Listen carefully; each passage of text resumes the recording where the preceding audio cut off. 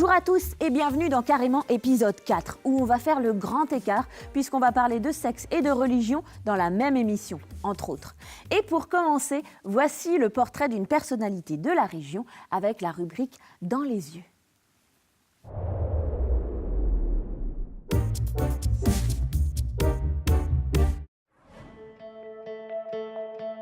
Je m'appelle Éric Maisonnette, Maisonnette comme une petite maison. Je suis venu à Saint-Dié-des-Vosges par hasard, parce que je voulais boire une bière et qu'il n'existait pas de bar à bière.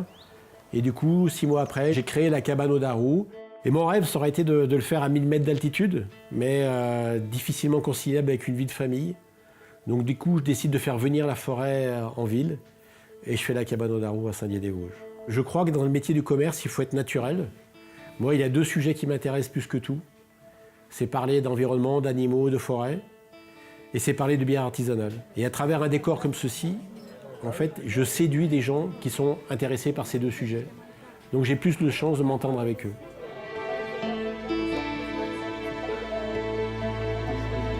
Saint-Dié, c'est une ville qui est entourée de forêts. Vous sortez du bâtiment, vous avez les massifs forestiers qui vous entourent, et vous n'avez jamais le sentiment d'être en ville. J'ai besoin d'avoir ce sentiment d'être à la campagne tout le temps. J'ai besoin de rêver. J'ai besoin, lorsque je suis ici, de penser que je suis en pleine forêt. C'est ce que aussi je veux faire croire à mes clients, c'est vous ouvrez la porte de la cabane, parce que de l'extérieur, vous ne pouvez deviner rien, et puis vous faites un voyage dans l'espace, et vous êtes en haut du Haut-Nec à 1000 mètres d'altitude. Et les gens ne se rendent pas compte, mais vous partez du cœur de ville de Saint-Dié, et à une demi-heure de voiture, vous pouvez croiser un lynx ou un loup, qui sont des espèces extrêmement rares, mais je veux dire qui sont localisées juste là. Vous êtes à un quart d'heure, à 10 minutes, vous avez du grand corbeau, du faucon pèlerin, vous avez des hiboux grand-duc, et ça, les Vosges, ça m'apporte ça. Ces 500 000 hectares de forêt m'apportent ça. Et je trouve que ça me restructure, ça me remet en place, j'oublie ma fatigue due au boulot, due à mon âge qui vieillit. Je me sens revivre, en fait. Et puis là, j'observe, ou pas malheureusement, des espèces animales qui m'intéressent. Mais simplement des mésanges, un renard qui passe, un écureuil qui joue, ça me suffit. Et ça, je l'ai à côté. Voilà, j'ai ça aux portes de la ville en fait.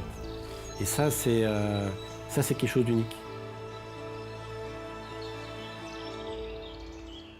Ça fait 16 ans que je suis là, j'ai créé la cabane au Darou, mais mon rôle, il reste qu'à ça. C'est-à-dire que mon rôle a été important les 2-3 premières années, le temps de lancer la cabane. Mais maintenant, il est secondaire. Finalement, mon rôle, il est quoi? Notre rôle de moi et mes collègues, il est quoi? Il est de 2 à 3 minutes sur table, au grand maximum. Ce qui rend sympa, c'est la table d'à côté.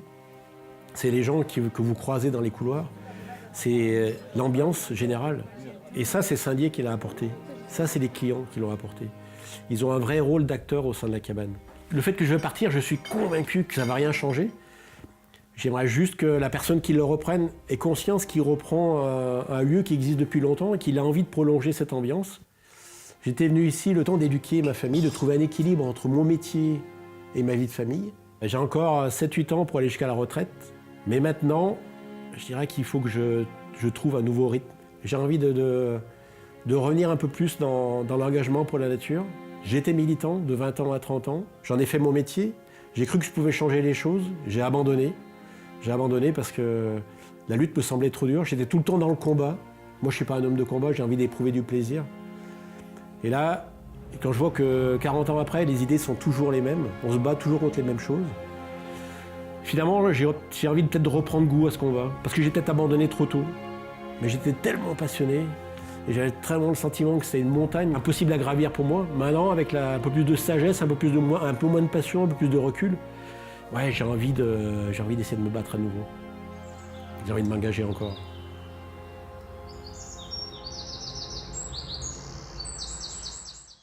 On continue de dérouler le programme de l'émission avec l'un et l'autre que vous connaissez désormais.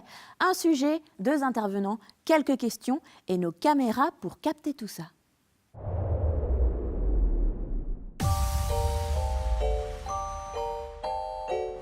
L'un s'appelle Dominique Young, l'autre s'appelle Pierre France. L'un est rédacteur en chef d'un journal papier, l'autre est rédacteur en chef d'un site d'information. Les deux confrontent leur point de vue sur un métier sous pression. Sur papier ou en numérique, on fait le même métier. Le métier de base, C'est la collecte de l'information et la vérification de l'info et la diffusion de manière honnête de l'info. Ce qui est important, je pense, entre le web et le papier, c'est le contrôle du contenu. Mais le contrôle du contenu me semble plus facile dans la presse écrite classique que dans le web avec la multiplicité des sources. Et le gros problème sur le web, de l'info sur le web, c'est la responsabilité de l'éditeur. Dans certains sites internet, on ne sait pas qui est derrière, il y a un anonymat absolu et tout et n'importe quoi peut circuler. Qu'est-ce qui provoque tant de défiance envers les journalistes ? Souvent, c'est une méconnaissance des contraintes liées à l'exercice journalistique. C'est-à-dire que souvent, les gens questionnent pas forcément la fabrique de l'information, mais la manière dont l'information a été sélectionnée. Puis c'est aussi, par exemple, ce qu'on voit avec les Gilets jaunes qui accusent BFM de tous les maux. Ce n'est pas tellement les images qui sont questionnées, c'est le choix de certaines images.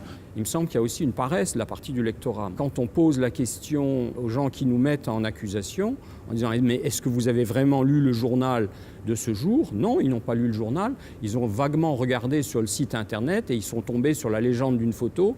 Et ils partent de la légende d'une photo pour monter un incident et faire un procès global. Moi, je trouve que cette défiance, elle est légitime.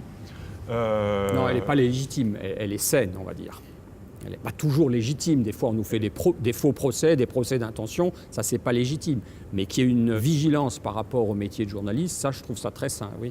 Les fake news, c'est un danger passager ? Je pense que les fake news, c'est d'abord lié à un phénomène qui est très vieux, qui est la désinformation. La désinformation avait un but politique bien précis, c'était une manipulation ciblée. Alors que maintenant, les fake news, c'est parfois aussi n'importe quoi qui est balancé, qui fait sens pour une partie de la population qui est tentée de croire les balivernes. Et un mensonge répété 1000 fois peut devenir une vérité pour une partie de la population. Oui, je suis d'accord avec ça. Ça englobe de nombreuses réalités qui vont de la manipulation consciente jusqu'à la pure bêtise. Et pour répondre à la question, est-ce que c'est un danger passager ? Moi, je ne pense pas.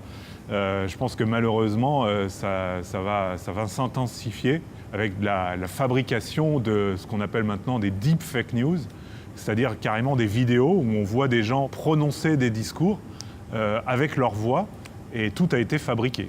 La presse est-elle vraiment libre en France aujourd'hui ? La presse est libre aujourd'hui en France. Pour autant, est-ce qu'on est vraiment libre quand on est un secteur économique aussi dépendant de subventions publiques, aussi dépendant d'actionnaires dont le premier métier n'est pas la presse? Si on répond non à cette question, eh bien à ce moment-là, par cascade, la presse en France ne peut pas être considérée comme étant vraiment libre. Il n'y a pas un censeur unique, étatique, qui peut fermer le robinet, et à ce moment-là, plus rien ne passe.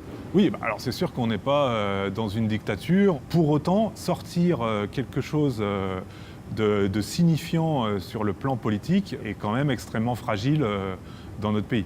La situation nécessite quand même une vigilance. C'est un combat de tous les instants. Moi, je pense que toute information vérifiée est bonne à dire. Voilà. On est libre de tout dire et il faut continuer de se battre pour que cette liberté soit effective dans les faits. Le futur du journaliste ne sera que sur Internet.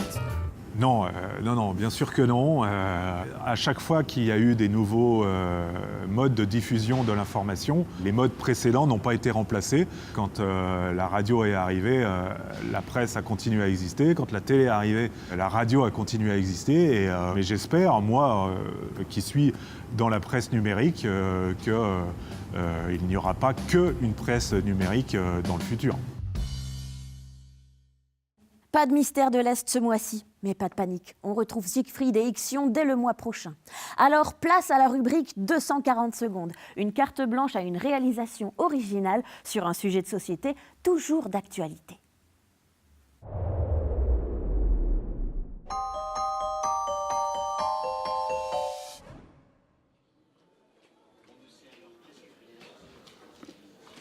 Bonjour. Vous voulez regarder avec moi? S'il vous plaît, c'est pas à la dame. Si, merci. Ah, voilà. Vous l'avez apporté. Ben, je l'en prie. Elle a oublié le pot de miel. Mais oui, ben, je lui ai rapporté. Oui. On était ensemble à la même table. Et vous ne l'avez pas gardé pour goûter ce miel? Je suis pas une voleuse. Elle n'a même pas gardé le pot de miel. Elle se fiche de moi, hein. Vous venez à la gymnastique? Bonjour tout le monde. Bonjour. Comme toujours, on commence par bouger la tête.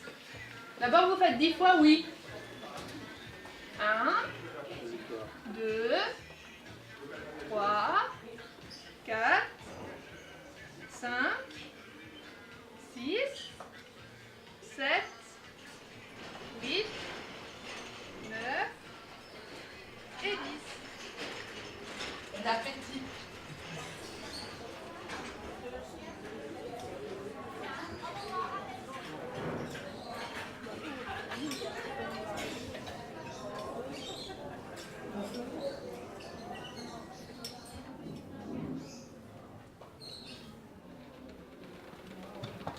Il est de retour à 11h45, du coup il a mangé à l'étage.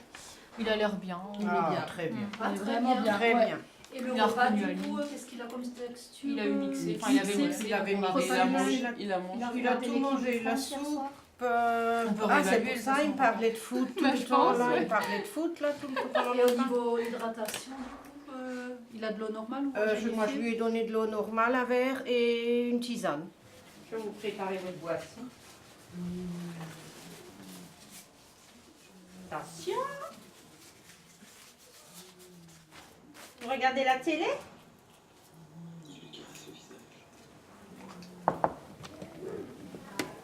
Bonjour Roger. Ça va? Je vous installe un peu mieux peut-être pour vous reposer? Ouais.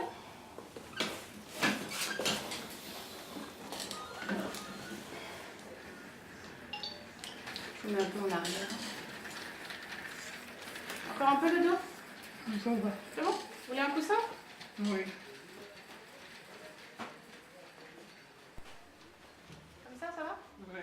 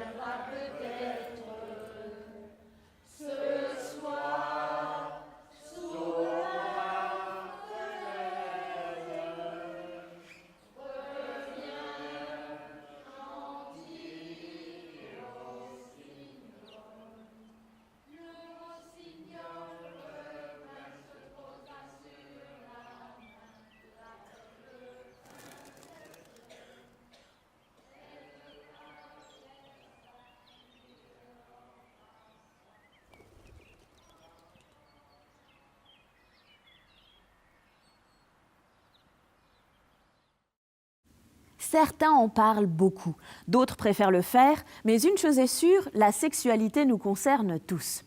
À l'heure des réseaux sociaux, de la recherche de performances et d'expériences toujours plus inédites, le sexe fait partie de la vie de tous et pourtant il reste un énorme tabou. Mais pourquoi ?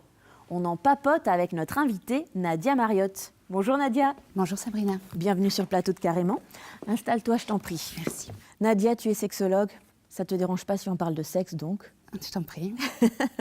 Ça consiste en quoi ton travail exactement ? Un sexologue, c'est un professionnel qui peut venir de différents domaines. Il peut venir de la santé physique, il peut venir de la santé mentale, ou il peut venir également du monde social. Il n'y a pas de cursus propre qui forme à la sexologie, mais il y a un cursus qui complète la formation initiale de manière à pouvoir exercer la sexologie. Est-ce que le sexe, c'est un sujet tabou ? Le sexe est un sujet tabou qui se démocratise quand même de plus en plus. Pourquoi ? Parce qu'il y avait des phénomènes religieux, moraux, qui cadraient la sexualité, qui la cadraient peut-être un peu trop. Et il est vrai qu'aujourd'hui, dans nos sociétés, on se rend compte qu'il y a une forme de libération des mœurs. Ce qui est un peu triste, c'est que cette libération a été mal accompagnée et qu'aujourd'hui, on peut finalement constater que de la répression religieuse des siècles derniers, on arrive à une ultralibéralisation de la sexualité et on arrive aussi sur des dérives et sur parfois du grand n'importe quoi. Qu'est-ce qu'on vient chercher dans ton cabinet et est-ce qu'on vient aussi facilement qu'on ne va chez le dentiste ? Alors, ce qu'ils viennent chercher, c'est des solutions. On peut traiter les problématiques du côté féminin, qui peuvent passer par du vaginisme, une incapacité d'être pénétrée, des douleurs au moment de la pénétration, une absence de désir, une absence de libido, et de plus en plus des jeunes femmes qui s'inquiètent de ne jamais avoir eu d'orgasme et qui souhaiteraient pouvoir vivre plus pleinement leur sexualité. Des questions aussi autour de la norme. Mon partenaire me demande ça, ou mon partenaire me propose ça. Je ne sais pas très bien où me situer de ce côté-là. Côté masculin, on peut avoir d'autres natures de troubles, tels que l'éjaculation précoce, tels que des troubles de type impuissance. Je peux également accueillir des couples qui ont des différents par rapport justement à leur désir, à leur demande de pratique. L'éducation sexuelle, c'est de la responsabilité de qui ? C'est de la responsabilité, j'ai envie de dire, d'un peu tous les partenaires ou les accompagnants. Les premiers accompagnants d'un enfant, ça reste quand même ses parents. Aujourd'hui, l'éducation sexuelle dans les lycées, dans les collèges, elle a quand même une approche relativement mortifère. J'explique, c'est qu'on ne fait pas une promotion positive de la sexualité, on met en garde. Attention, il faut absolument vous protéger, le sexe ça tue, vous pouvez attraper des maladies sexuellement transmissibles et puis fiche votre vie en l'air. Idem par rapport à la sexualité reproductive, on leur dit attention les filles, faites super attention, une grossesse indésirée, ça va gâcher votre vie, etc., etc. Voilà, donc en fait on fait peur. On amène la sexualité à travers les dangers de la sexualité. Je crois qu'on n'insiste pas assez sur le rapport au corps, sur l'empathie intersexe qui pourrait peut-être aussi régler ou atténuer les problèmes de sexisme, sur la notion de consentement. Qu'est-ce que c'est le consentement ? Peut-être qu'il y a aussi une forme de leurre aujourd'hui où beaucoup de jeunes pensent que la sexualité, c'est la pornographie. C'est-à-dire un jeune qui rentre dans la sexualité en ayant comme modèle la pornographie avec de la multipénétration, une finition avec une éjaculation faciale.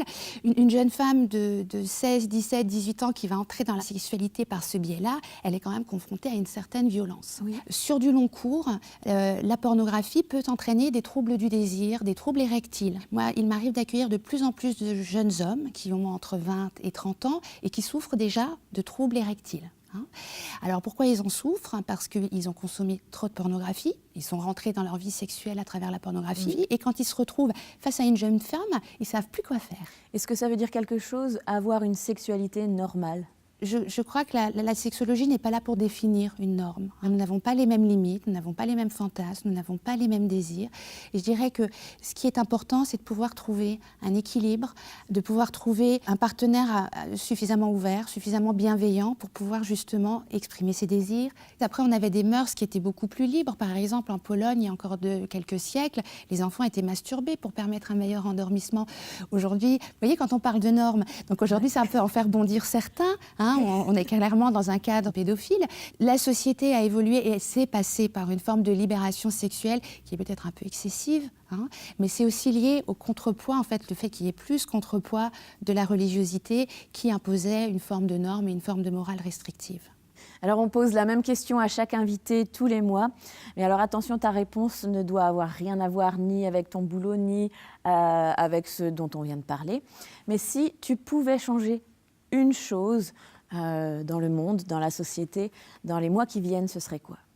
Je crois qu'aujourd'hui, malgré la technologisation et l'avancée de nos outils médiatiques de communication, les gens sont de plus en plus seuls. Alors, je ne sais pas par quel moyen, mais je crois qu'il est essentiel de pouvoir réintroduire du lien dans nos sociétés. Eh bien, merci Nadia pour tes réponses et pour ta présence sur notre plateau. Merci de m'avoir reçue. Comme chaque fin d'émission, c'est le moment de découvrir la suite de Point de suspension. De nouveaux sujets de société débattus par 3 responsables religieux. C'est maintenant.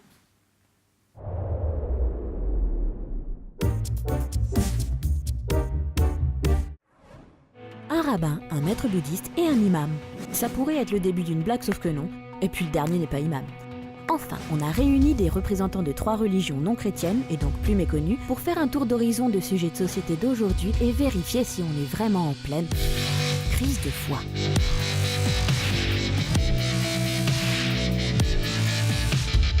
Le principe de base de tout le bouddhisme, c'est l'unité absolue des choses entre elles, des êtres entre eux.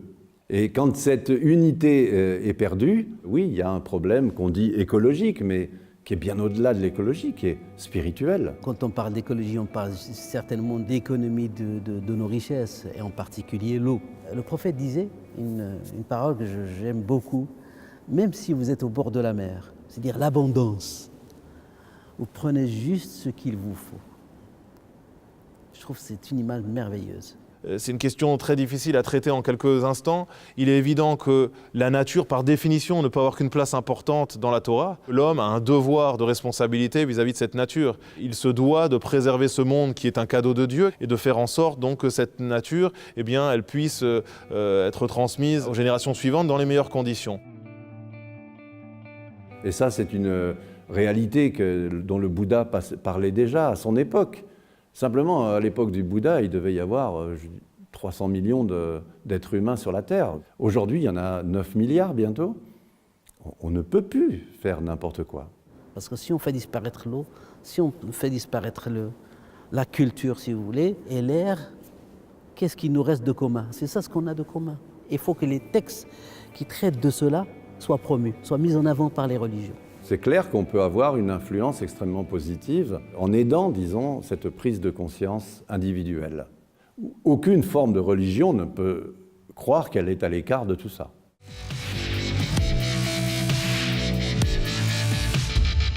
Le judaïsme n'a pas vocation à s'occuper de politique, et ça, je trouve que ça serait très très malvenu d'essayer de faire correspondre la pensée du judaïsme à un système politique. Les religions devraient donner des impulsions et accepter qu'elles soient suivies ou non. Le fait pour la société de vouloir totalement se substituer à l'organisation interne des religions, ça je pense que ce n'est pas une bonne chose à plusieurs titres. Premièrement parce que je ne vois pas en quoi nos politiques seraient qualifiés pour pouvoir gérer des problématiques qui leur échappent totalement. Napoléon l'a déjà fait avec la communauté juive. Je crois qu'il faut donner un coup de pouce. Mais il faut mesurer. Il faut rester dans la limite de ce que vraiment peut rendre service à cette religion pour qu'elle puisse s'organiser, mais pas au-delà. La réalité, c'est la générosité, c'est le partage, c'est l'attention notamment de ceux qui ont par rapport à ceux qui ont moins. Dieu a créé un monde qui peut parfois paraître déséquilibré, où certains ont plus que d'autres. C'est justement parce qu'on veut les inviter à pouvoir être acteurs de créer ce rééquilibrage. On a trop favorisé l'enrichissement personnel, cette matérialisation du monde, de la vie. S'enrichir, c'est pas interdit. S'enrichir, c'est pas interdit. Mais s'enrichir en détruisant autrui, c'est ça ce qui est interdit. Comme on vient d'entendre, il y a 26 personnes qui ont pratiquement la moitié de ce que gagnent 3,5 milliards. C'est indécent. Et c'est pas digne de notre humanité à nous.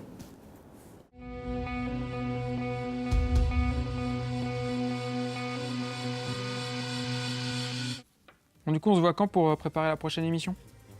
Je sais pas trop, les prochains temps, je suis pas trop là. New York, Londres, à Gondange. Ah, si tu veux, on fait ça directement après le rangement, là, ce soir. Ce soir?